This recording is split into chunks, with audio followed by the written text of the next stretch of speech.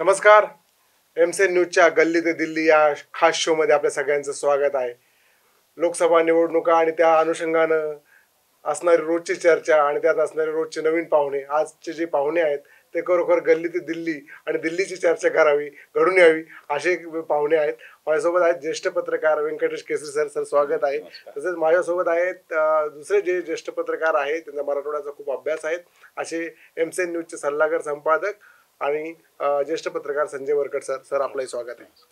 Sir, निवडणुका आता खूप रंगात आल्या आहेत. म्हणजे म्हणत होतो की आगामी निवडणुका त्या तर आता प्रचाराची सुरुवात झाली आहे आणि देशाचा मूड एक बनायला लागलाय आणि निवडणुकांचा मूड सध्या देशात आहे. पण सगळ्यात म्हणतात गल्लीतनं सुरू झालं तर दिल्ली महत्वाची आहे आणि गल्लीतनं झालेली सुरुवात जी होती ती दिल्लीपर्यंत त्या सगळ्यांचे बदल किंवा परिवर्तन होत जातं किंवा त्याचे पडसाद दिसतात. तुम्ही अनेक वर्ष दिल्लीत 1993 पासून दिल्ली बघितली. हा, तुम्ही सरांनी आता सांगता की मी सरांना म्हटलं कधीपासून दिल्लीत आहे, तर ते सांगितलं 30 वर्ष ते दिल्लीत आहेत. म्हणजे मी जेव्हा 5 वर्षाचा असेल तेव्हा ते दिल्लीत गेले असते. तर सर, सगळ्यात की पण काही गोष्टी दिल्ली खूप ठरतात आणि दिल्ली आणि नेहमी म्हटलं जायचं की हिमालयाच्या मदतीला जो आहे तो नेहमी सह्याद्रीचा उल्लेख केला जायचा. सह्याद्री धावून गेला असं नेहमी दिल्लीच्या राजकारणात यशवंतरावांपासून दिल्लीचं जे आहे ते महत्व आणि महाराष्ट्राचंही महत्व दिल्लीत असायचं. पण आता सध्या आजच्या घडीला सर दिल्ली महाराष्ट्राकडे कसं बघते, तुम्ही कसं बघता? अत्यंत चांगला तुम्ही प्रश्न विचारला. यावेळेस खऱ्या अर्थाने महाराष्ट्राची चर्चा दिल्लीत होते. म्हणजे महाराष्ट्राच्या निवडणुका कशा लागणार, म्हणजे महाराष्ट्राबरोबरच महाराष्ट्र आहे, बिहार आहे आणि बंगाल आहे.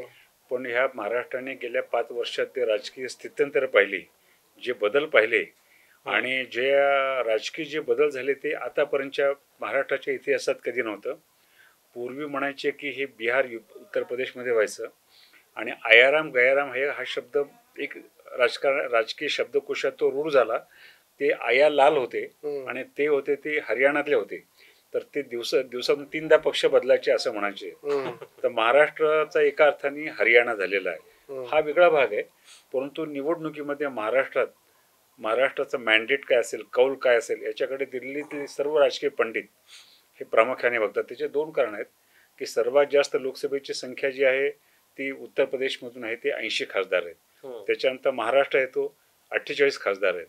महाराष्ट्रामध्ये 1995 पासून साधारणतः 1995 पासून तिथे आघाडीचं सरकार आहे. म्हणजे एकपक्षीय राजवट महाराष्ट्रामध्ये 1995 साली संपली आणि आता नरेंद्र मोदी यांच्यासारखा उत्तुंग नेता, दमदार नेता, दबंग नेता भारतीय जनता पक्षाला असताना सुद्धा महाराष्ट्रामध्ये भारतीय जनता पक्षाला 1 नाही, 2 नाही, 3 नाही, 4 पक्षावर त्यांना आघाडी करावी लागते. म्हणजे हा मोदीचा पराभव आहे की भारतीय जनता पक्षासमोरचे कंपल्शन आहेत हे कळत नाही. ती दिल्ली या नजरेने बघते की एवढी मोठी भारतीय जनता पक्ष, त्याची वेल ऑइल्ड इलेक्शन मशिनरी.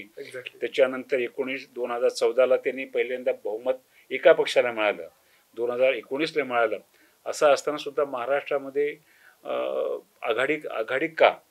आणि मग यावेळेस काय मतदानाचं कौल असेल. त्यामुळं महाराष्ट्रामध्ये दिल्लीमध्ये निश्चित महाराष्ट्राच्या निवडणुकीविषयी लोकसभेत मतदानाचा कौल काय असेल उत्सुकता आहे. हा, म्हणजे निश्चित 48 जागा भाजपला इथे देता आल्या नाही किंवा आघाडीचं जे सगळं चालत आलंय.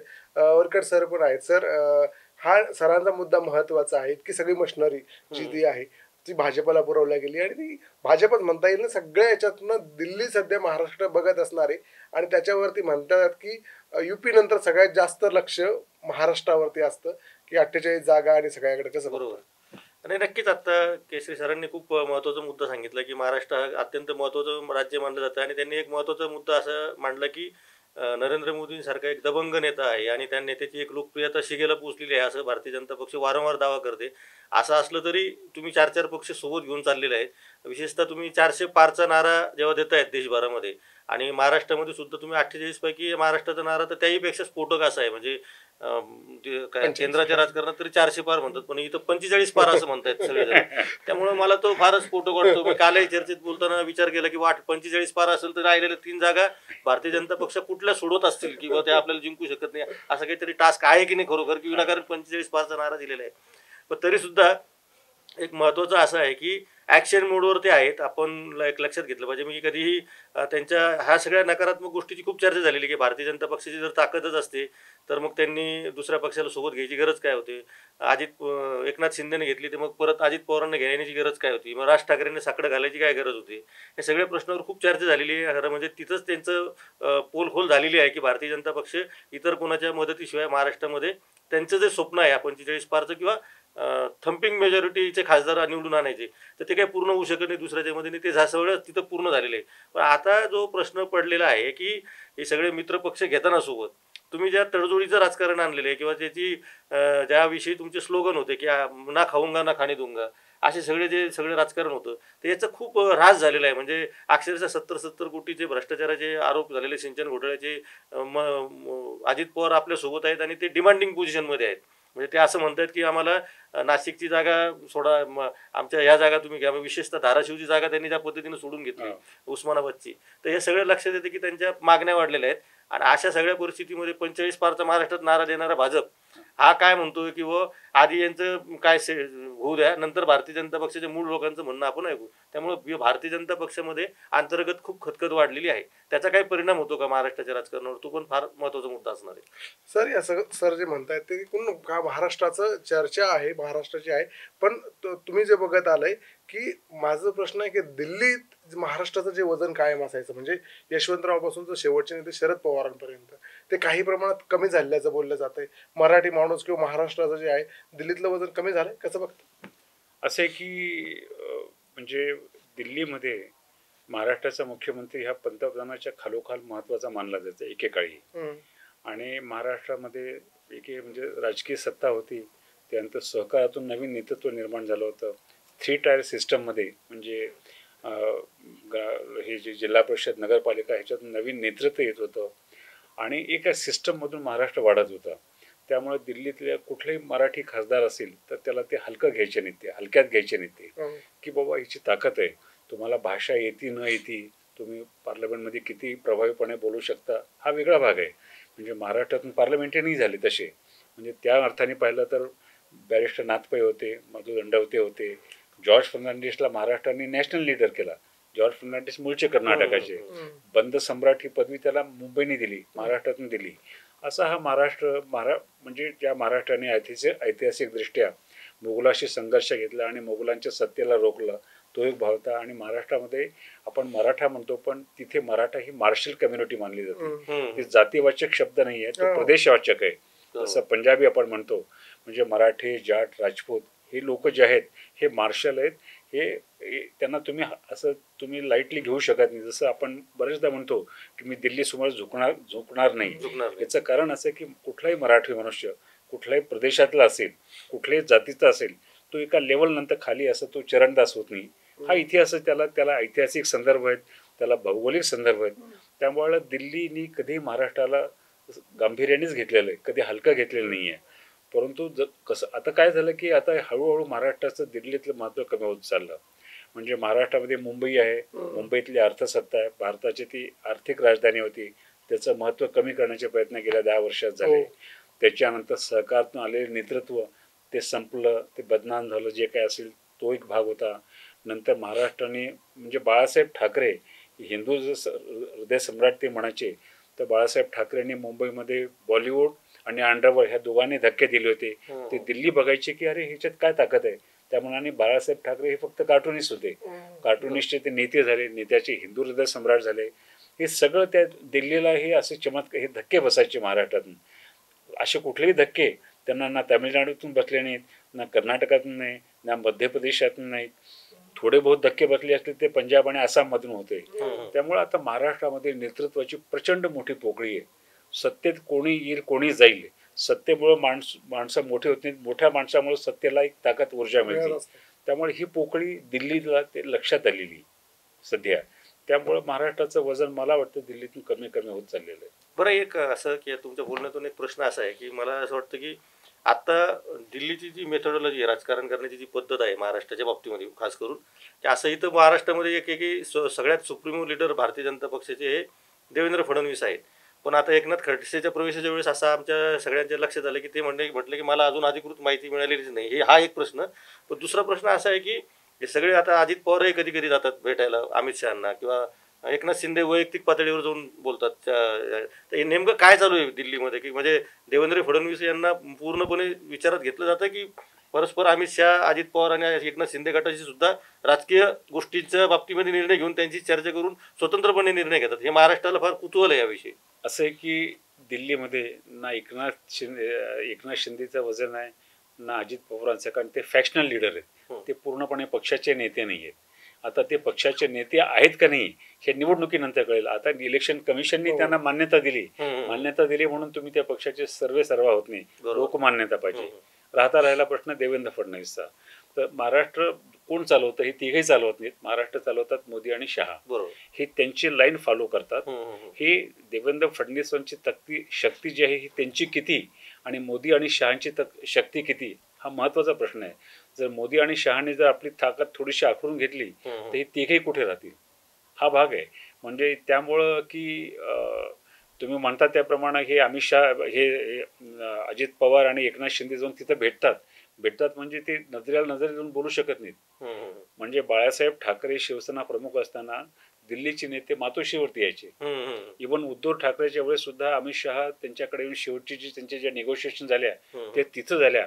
परंतु आपले नेते साधिक खासदारांचं तिकीट ठरवण्यासाठी जर दिल्लीत जात असतील तर याचा अर्थ तसा की निर्णय तुम्ही घेत नाही, त्यांचे निर्णय तुम्ही राबवता. त्यांचे निर्णय तुम्ही घेऊ शकत नाही, तुमच्यामध्ये ती क्षमता नाही, तुम्ही त्यांचा आदेश राबवता, तुम्ही त्यांचा आदेश घेण्यासाठी तिकडे जाता, असा त्याचा अर्थ होतो.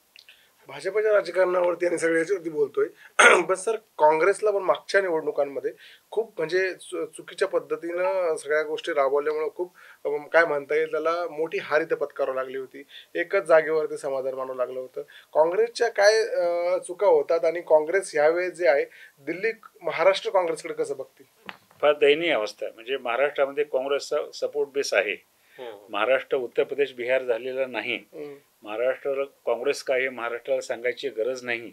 परंतु 2014 साली 2 खासदार आले, एक अशोक चव्हाण आणि दुसरे आपले राजीव सातव.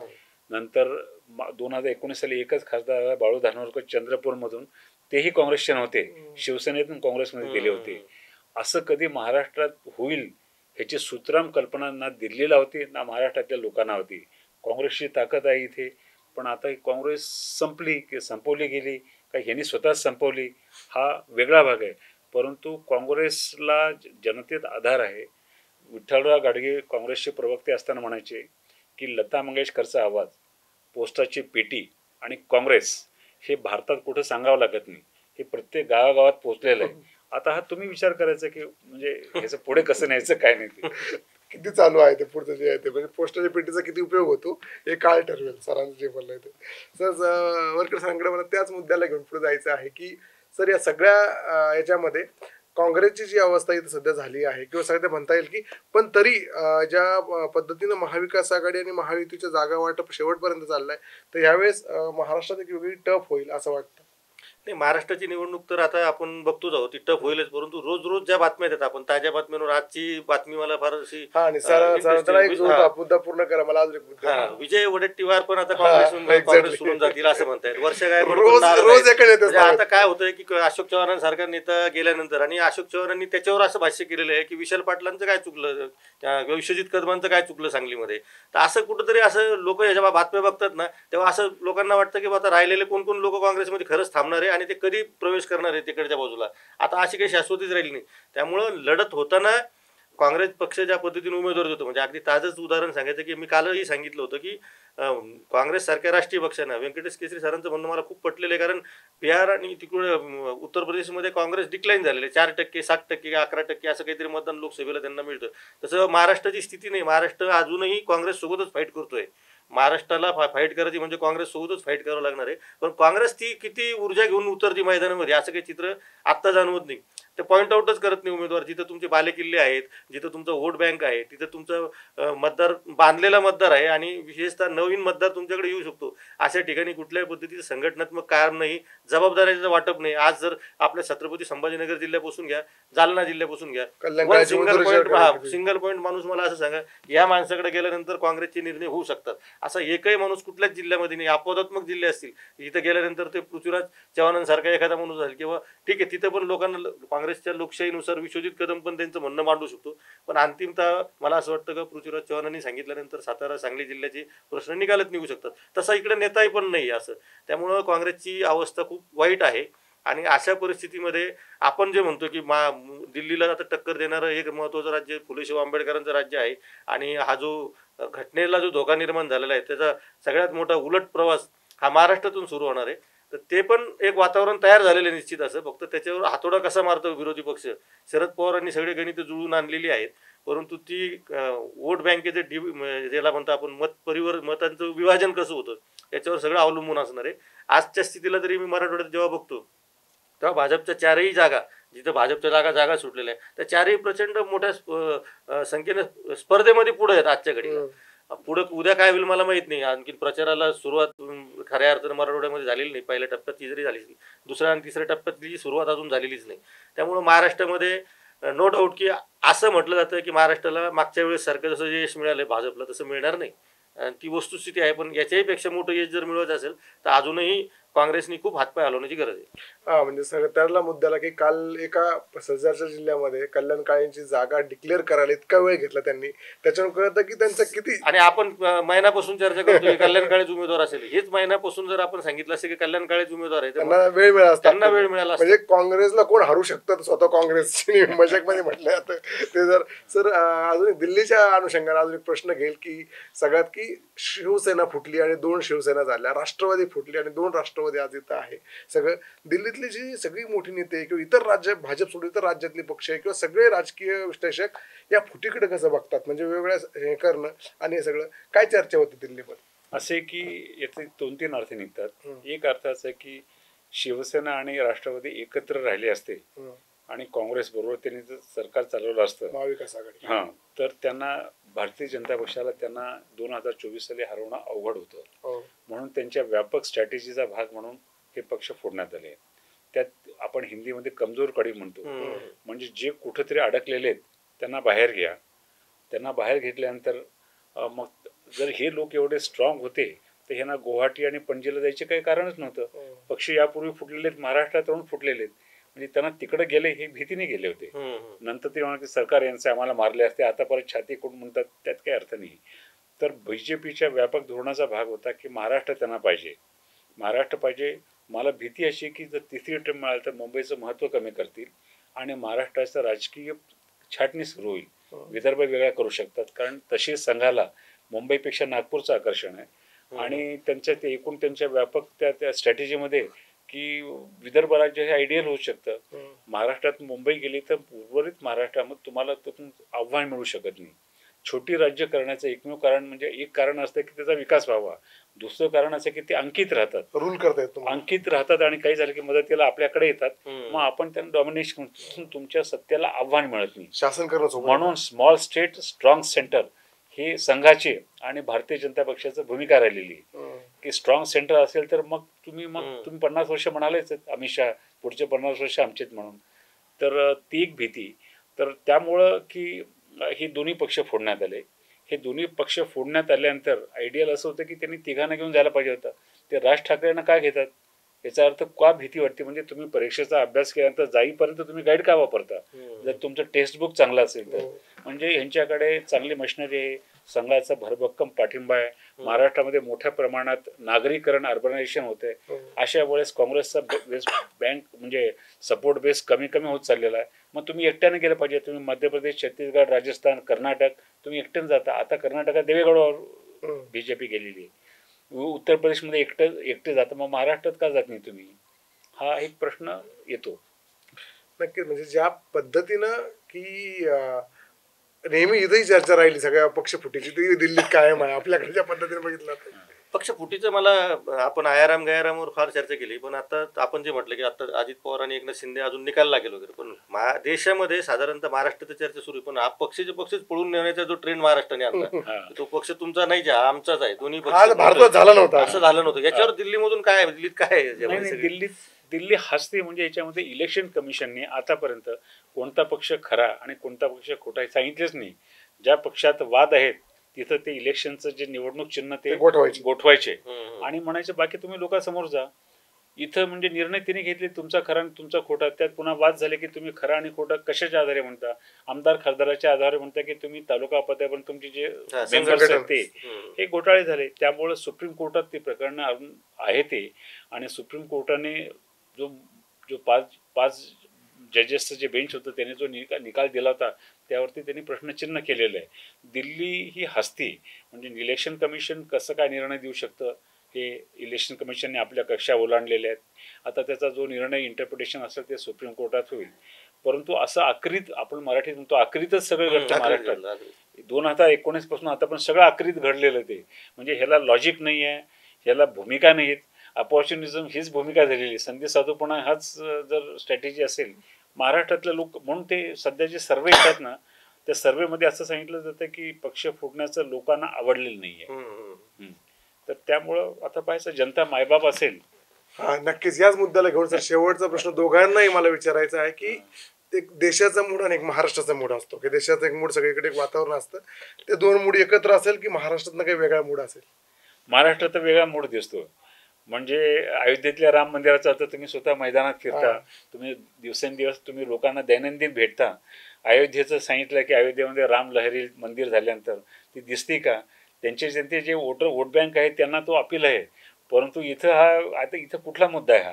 त्यामुळं देशाचं तसं काही नसतं. परंतु आपण गृहीत धरू की दिल्लीचा एक मूड आहे तर महाराष्ट्र नेहमी वेगळा देत असलेला आहे. त्यामुळे महाराष्ट्रात त्यावेळेस अत्यंत संभ्रमित राहणार आहे. आणि असं कोणी खात्रीने म्हणू शकत नाही. सर्वे येतात सर्वे जातात. तुम्ही किती लोकांना भेटलात आणि ते लोकांनी किती खरं सांगितलं हा वेगळा भाग आहे. पण तुम्ही स्वतः पाहता लोक त्यांच्या पद्धतीनं रिॲक्ट करतात. मला वाटतं की ही निवडणूक ही जी आहे ती राजकीय पक्षाची नाही, नेत्याची नाही, ही जनतेची निवडणूक आहे. नक्कीच हा मला मुद्दा खूप पटला. कारण देशाचा तसा एक सारखा मूड दिसत नाही. दक्षिण भारतामध्ये एक वेगळा मूड आहे, उत्तर भारतामध्ये वेगळा मूड आहे आणि महाराष्ट्रामधला मूड अत्यंत वेगळा आहे. मी आत्ता जसं सांगितलंय मराठवाड्यामध्ये 4ही जागा आजच्या घडीला ऑन पेपर तर मला भाजपचं जरी वाटत असलं तरी एक काल परवापासून एक असं ऑब्झर्वेशनमध्ये येतं आहे, लोकांना भेटतोय की मराठा समाजामध्ये सुद्धा एक सरळ दोन असे गट तयार झालेले आहेत. एक जो 4 व्हीलरमधून कॉलर टाईट असलेला असा मराठा समाज जो आहे तो एक वेगळा विचार करताना दिसतो. परंतु गावातला जो मराठा समाज आहे तो आज कुठंतरी चंद्रकांत पाटलांच्या याच्यामध्ये काय झालं, नांदेडला अशोक चव्हाणांना प्रश्न विचारले तर गावातला मराठा हा थोडासा आक्रमक झालेला आहे निवडणुकीमध्ये. आणि तो म्हणतो की तुम्ही अनेक पदाधिकाऱ्यांनी त्यांनी फोनवर पण सांगितलं की तुमचं पद वगैरे मान्य आहे, विधानसभेच्या वेळेस आम्ही तुमचा विचार करून लोकसभेमध्ये तुम्ही आमच्या गावामध्ये प्रचार करायला आत्ता पक्ष म्हणून येऊ नका असं काही पक्षांच्या लोकांना सांगितलेलं आहे. ते आता आपल्याला लक्षात येईल. त्यामुळे हा जो अंडरकरंटचा मूड आहे आणि व्यंकटेश केसरी सरांचं खूप निरीक्षण बारीक असतं. त्यामुळं मला तरी असं वाटतं की महाराष्ट्राचं मूड खरोखर वेगळा आहे आणि हा मूड कुठल्या सर्वेमध्ये पण येत नाही. आपण जे चर्चा करतो त्याच्यात येत नाही. हा मतपेटीमध्ये जाऊन, कारण त्याला व्हाईस एकच असतो. तो चॅनल समोर येणारा नसतो, तो वर्तमानपत्राला रिॲक्शन देत नाही, तो सभेमध्ये जाऊन घोषणाबाजी करत नाही, तो कधी रस्त्यावर उतरून आंदोलन करत नाही. त्याला एकच अधिकार असतो मतदान करण्याचा. तो तिथं त्याची जाऊन जागा दाखवून देतो त्याला. मला असं वाटतं की हे जे मतदान कन्वर्ट झालेलं मतदान होतं भारतीय जनता पक्षाकडं, नरेंद्र मोदीकडे विशेषतः न खाऊंगा न खाणे दूंगा, गरीब आहे त्यांना काही घेणे देणं नाही, लोक गरीब माणूस आहे तो चायवाला आहे, तो फार सर्वसामान्य आहे, असं सगळं जे मतदान होतं तर त्या मतदाराचा मूड काय आहे याच्यावर महाराष्ट्राचा निकाल ड्रॅस्टिक म्हणजे खूप मोठा बदल होईल असं मला वाटतं. नक्कीच पुढच्या उद्याच्या ज्या याच्यात आहे आपण आपण ठरलो होतं उद्याच्या गेस्ट सोबत आपण राज्यातल्या 10 ज्या महत्त्वाच्या लढती आहेत त्या टॉप 10 लढती कशा असतील आणि त्यावरती काय काय होईल राज्यातल्या मुख्य 10 लढतींसोबत चर्चा करणार आहोत. तर आज तुर्तास इथं थांबूयात. दिल्लीचा मूड आणि त्या अनुषंगानं महाराष्ट्राचा मूड बऱ्यापैकी आपण आपल्यासमोर सरांनी मांडला. निश्चितच दिल्लीत महाराष्ट्राबद्दल काय विचार केला जातो हे आपल्याला सगळ्यांना आणि इथलं जे नेतृत्व इथं जे गमच्या मारतात सगळे आमचे दिल्लीत हे केलं ते केलं त्यांची काय परिस्थिती आहे हे आपण जाणून घेतली. तर उद्याच्या शोमध्ये परत एकदा नवीन विषयाचं नवीन पाहुण्यांचं भेटूया. धन्यवाद. नमस्कार.